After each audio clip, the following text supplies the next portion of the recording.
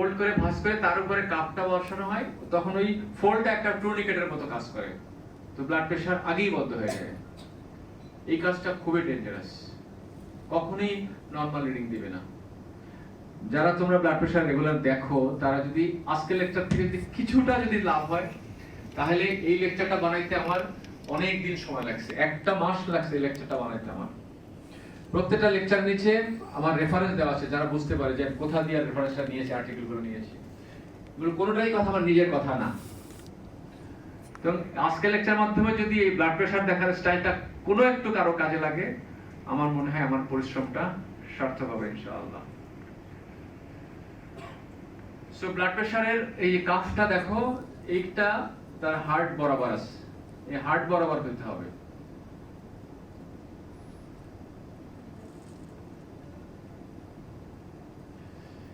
এখন আসতেছি blood pressure মাপার একটা টেকনিক। এটা স্টুডেন্টদের আগে যখন আমি আর্ম ফোর্সেস মেডিকেল কলেজে ছিলাম, তখন আমি এটা নিয়ে খুব আমার একটা খুব মানে মাস্টার হয়তো জানে যে খুব আমি এটা মানে আমার একটা প্যাশন থাকে যে এটা আমি মানে এনশিওর করা ব্লাড প্রেশার কিভাবে দেখে। ব্লাড প্রেশারটা তুমি প্রথমে পালসটা দেখতে হবে, পালসটা দেখে যখন পালসটা যেখানে বন্ধ হবে সেটা তোমার সিস্টোলিক প্রেশার। আমি এখানে কাপটা লাগাবো, কাপটা লাগিয়ে কাপে ব্লাড প্রেশার তুলবো এবং একদিকে পালসটা মাপতে থাকবো। যখন পালসটা বন্ধ হবে তখন তার সিস্টোলিক প্রেশারটা পেয়ে গেলাম আমি।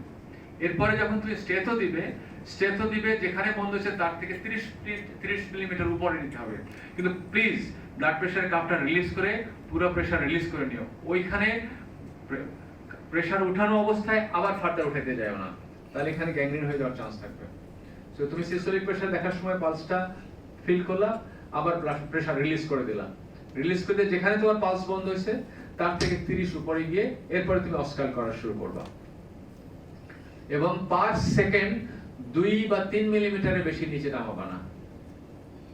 এই কথাটা খুব বেসিক সিস্টারদের স্টাফদের জন্য।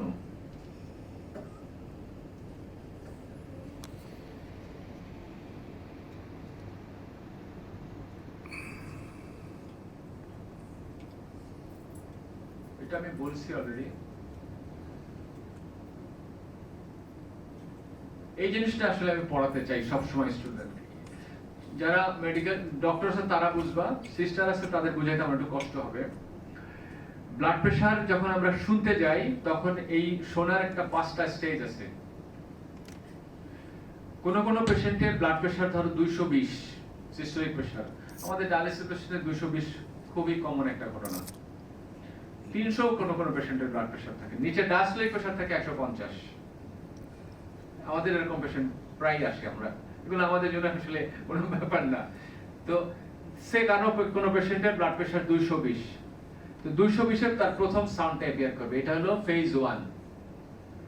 এই পেশেন্টে যাদের ব্লাড প্রেশার খুব বেশি, তাদের ব্লাড প্রেশার সাউন্ডটা কিছু দূর আসার পরে হঠাৎ করে ডিসঅ্যাপিয়ার করে যায়। সে তুমি টাক টাক টাক 220 এর টাক টাক টাক টাক টাক টাক টাক শুরু, 190 তে সে পেশেন্টটার সাউন্ডটা ডিসঅ্যাপিয়ার করে গেল, আর কোনো শব্দ নাই। তারপরে 190 তে যে ডিসঅ্যাপিয়ার করে গেল, এটা হলো ফেজ 2। এই পেশেন্ট আবার 160 এ এসে ব্লাড প্রেশারটা আবার অ্যাপিয়ার করবে, এটা হলো ফেজ 3। এখন যদি তুমি এই পেশেন্টের ব্লাড প্রেশার 190 তে ডিসঅ্যাপিয়ার করছে, 220 থেকে শুরু করে 190 তে এসে গায়েব হয়ে গেছে, 160 এ এসে আবার দেখা গেছে, তুমি ব্লাড প্রেশার এখান থেকে তুলে 180 তে তুললা, কি মনে হবে? ব্লাড প্রেশার সাউন্ড শোনা যাচ্ছে না, কারণ তো 190 তে এসে সে তো ডিসঅ্যাপিয়ার করে গেছে, কোনো সাউন্ড নাই। তো তুমি 170 এ উঠলা, 180 তে দেখা গেল কোনো সাউন্ড নাই, তুমি কমাইতে 160 এ আসলা, 160 এর সাউন্ড শোনা গেল, তোমার কাছে মনে হয় এটাই তার সিস্টোলিক প্রেশার। এটাকে বলা হয় অসকালটেটরি গ্যাপ। এই অসকালটেটরি গ্যাপটা তুমি অ্যাভয়েড করতে পারবা যদি তুমি পালস দেখে ব্লাড প্রেশারটা তুমি প্রথমে সেট করো, আদারওয়াইজ তুমি বুঝতে পারবে না, কারণ পালস কখনোই 210 এর নিচে ডিসঅ্যাপিয়ার করবে না ওই পেশেন্টের যার ব্লাড প্রেশার 220। বুঝতে পেরেছো? এটা অত কঠিন না যতটা কঠিন মনে হয়। তাহলে এটা হলো অসকালটেটরি গ্যাপ, বা যাদের সিস্টোলিক ব্লাড প্রেশার খুব বেশি তাদের প্রথম সাউন্ডটা অ্যাপিয়ার করার পরে ডিসঅ্যাপিয়ার করতে পারে, তাদেরকে ফেজ 3টাকে না ধরে আমাদের ফেজ 1 খুঁজতে হবে।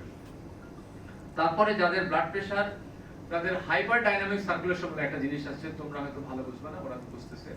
যার ব্লাড রক্তের গতি খুব বেশি, যেমন যদি তাদের সিভিয়ার অ্যানিমিয়া থাকে, প্রেগন্যান্সিতে থাকে, তারপরে অ্যাওর্টিক রিল্যাক্সেশন থাকে, কিংবা বেরিবেরিতে থাকে, থাইরোটক্সিকোসিস থাকে, যাদের ব্লাডের গতি খুব বেশি, অনেক বেশি ব্লাড পাম্প করতে হয়, তখন নরমালি ফেজ 4 এ এসে সাউন্ডটা টাক টাক টাক টাক টাক টাক টাক টাক টাক টাক টাক শোনা যাচ্ছে, টাক টাক টাক টাক টাক টাক টাক টাক বন্ধ। তাহলে 3 এর পরে 4 এ এসে সাউন্ডটা একটু হালকা হয়, ডিজেপিয়ার করে না, এটাকে বলে মাফলড হয়। তারপরে 5 এসে পুরোটা ডিজেপিয়ার করে যায়। বেশিরভাগ মানুষের আমাদের 4 নাই, 5টাই আমরা শুনতে পাই। তখন আমরা ধরি 1 and 5, কিন্তু কারো কারো 2, 3, 4 থাকে। যাদের এই হাইপার ডাইনামিক সার্কুলেশন, থাইরোটক্সিস, প্রেগন্যান্সি, এই সমস্ত ঘটনা আছে, তাদের ওই 4 আসে ঠাক ঠাক ঠাক ঠাক ঠাক। এখন ধরা গেল 160 এ অ্যাপিয়ার করে 90 তে এসে সাউন্ডটা হালকা হলো, ঠাক ঠাক ঠাক হলো। 90 থেকে 40 পর্যন্ত তুমি তার সাউন্ডটা শুনতে পাবা, কারো কারো 0 পর্যন্ত শোনা যায়, এসে তারপরে ডিসঅ্যাপিয়ার করে। তখন এই ফেজ 5টা হলো লাস্ট সাউন্ডটা। তাহলে তখন একটা ঝামেলা হয় যে আমার ডায়াস্টোলিক প্রেসার কত। এখানে ওয়ার্ল্ড ওয়াইড তখন 4 এবং 5 দুইটা প্রেসারই লিখে দিতে হয়, যে 190/90-20, 90 তে শুধু মাফল রয়েছে, 20 তে ডিসঅ্যাপিয়ার করছে। বাট এটা তোমাদের জন্য ইম্পর্টেন্ট না, এটা যারা চিকিৎসা কথা ইম্পর্টেন্ট, বাট তোমরা ফেজ 1টা মিস করো না। এখন এখানে আসতেছে ব্লাড প্রেসার আসলে কিভাবে দেখা উচিত। একটা রোগী যখন আসবে, তার 30 মিনিটের মধ্যে তাকে স্মোকিং করতে দেওয়া যাবে না, ক্যাফিন করা যাবে না, খাইতে দেওয়া যাবে না, এক্সারসাইজ করতে দেওয়া যাবে না। তাকে একটা কমফোর্টেবল রুমে বসাইতে হবে, তাকে রুমের টেম্পারেচারটা ঠিক থাকতে হবে। তারপরে ব্লাড প্রেসার দেখার 5 মিনিটের মধ্যে তার একদম কমপ্লিট রেস্টে রাখতে হবে। এই সময় কথা বলা যাবে না, তার পাটা থাকবে ফ্ল্যাট, দুইটা পা এরকম থাকবে, পাটা ক্রস করবে না, legs should not be crossed, feet flat on the floor, ব্যাকটা স্ট্রেট হবে, হেলান দিয়ে বসবে।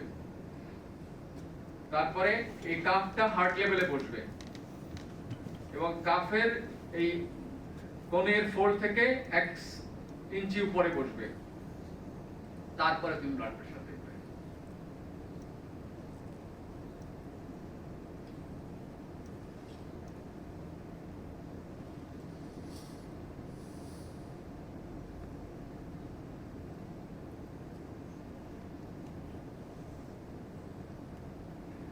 ব্লাড প্রেসার আসলে প্রথমে 3টা রিডিং দেখা উচিত। 3টা রিডিং তুমি লাস্ট 2টার এভারেজ করে তোমার সামনে প্লেস করা উচিত।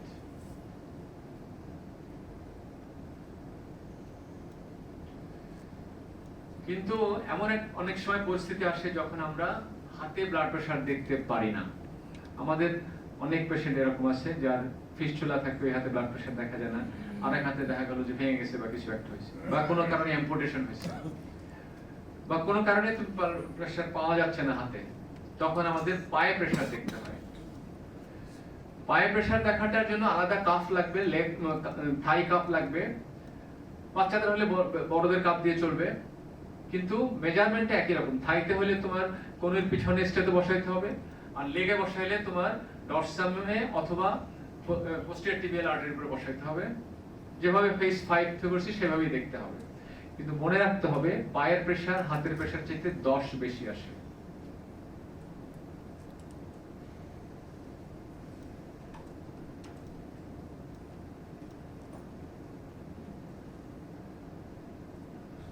অনেক সময় এত ওবেস যে তোমার যে কাফ আছে এই কাফে কুলাচ্ছে না, আমে দেখা যায় না, তখন রিস্টে দেখা যেতে পারে। রিস্টে নরমাল ব্লাড প্রেসার কাপও আমরা দেখতে পারি, কিংবা অটোমেটেড কাফ বা ডিজিটাল মনিটরও ব্যবহার করতে পারি। তবে তুমি যদি এটা ঝুলায় রাখো তাহলে এখানে প্রেসার কিন্তু অনেক বেশি আসবে, কারণ এটা তো দূরে, প্রেসার এখানে বেশি আসে। সেজন্য wrist pressure maybe 10 millimetre more than the arm pressure, যেটা আমার কাছে তোমার কাছে খুব পাগলামি মনে হচ্ছে। রিস্ট তো ছোট, প্রেসারও কম হওয়া উচিত। সেজন্য এটাকে ফলস এলিভেশন মনে হতে পারে। ফান্ডাইটিয়ানে আমরা এখানে আলোচনা করব না, কারণ এটা একটু পোস্ট গ্রাজুয়েট লেভেলের।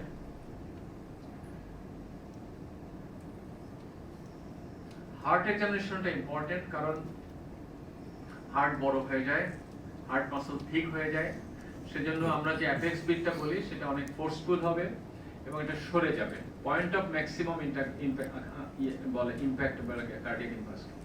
এখানে যখন হার্ট ফেল, মানে হার্ট যখন খুব স্ট্রেসে থাকে তখন বলি আমরা হার্ট ফেল করে, তখন থার্ড সাউন্ড বা ফোর্থ সাউন্ড পাওয়া যেতে পারে। এছাড়া কি পেতে পারে, যদি কোঅ্যাক্টেশন থাকে তাহলে দুই স্ক্যাপুলার মাঝখানে একটা মারমার পেতে পারি, সেটা হলো ইন্টারস্ক্যাপুলার মারমার। আর যদি এলভিএফ থাকে, হার্ট ফেলিউর থাকে, তাহলে আমরা বাইল্যাটারাল বেসাল ক্যাভিটেশন পেতে পারি। অ্যাবডোমেনে কি পেতে পারি, যদি কুশিং থাকে তাহলে স্ট্র্যাপ পাবো, যদি অ্যাওর্টিক অ্যানিউরিজম থাকে তাহলে পালসেশন পাবো, যদি পলিসিস্টিক কিডনি থাকে তাহলে এনলার্জ কিডনি পেতে পারি, আর যদি অ্যাওর্টিক স্টেনোসিস থাকে বা অ্যাওর্টিক কোঅ্যাক্টেশন থাকে তাহলে ব্রুই পেতে পারি, রেনাল আর্টেরিওসিস থাকলে রেনাল আর্টারি ব্রুই পেতে পারি। এটাই শেষ না, যদি পেশেন্টের মনে হয় যে তার কোনো নিউরোলজিক্যাল কমপ্লিকেশন হয়েছে তাহলে তোমাকে নিউরোলজিক্যাল এক্সাম করে দেখতে হবে তার কোনো নিউরোলজিক্যাল ডেফিসিট আছে কিনা, in the form of gait, atrophy, তার এক্সটেন্সর প্ল্যান্টার কিংবা মাসল রিজিডিটি স্প্যাসিটি আছে কিনা, রিফ্লেক্স ঠিক আছে কিনা এবং তার স্ট্রেংথ ঠিক আছে কিনা। সো সবশেষে তুমি যখন শেষ করবা পেশেন্টটা, তখন তুমি চেক করবা যে তার এই জিনিসগুলো তুমি চেক করেছো কিনা। তার ব্লাড প্রেশার তুমি প্রপার দুইবার দেখছো কিনা, বিএমআইটা ক্যালকুলেট করছো কিনা, পালসটা তার ঠিক আছে কিনা, তার নেকে তুমি এক্সামিনেশন করছো কিনা, অ্যাবডোমেনটা এক্সামিন করেছো কিনা, তার অ্যাপেক্স বিটটা ঠিক জায়গায় মতো আছে কিনা, হার্ট এক্স অস্কাল করছো কিনা, ফান্ডাস দেখছো কিনা, ইডিমা এক্সামিন করছো কিনা, থাইরয়েড দেখছো কিনা, মাসকুলাইটিস আছে কিনা, কিংবা তার কোনো নিউরোলজিক্যাল ডেফিসিট আছে কিনা। একটু হলে একজন ব্লাড প্রেশার রোগীর তার এক্সামিনেশনটা মোটামুটি হলে তখন আমরা ফার্দার মুভ করতে পারবো।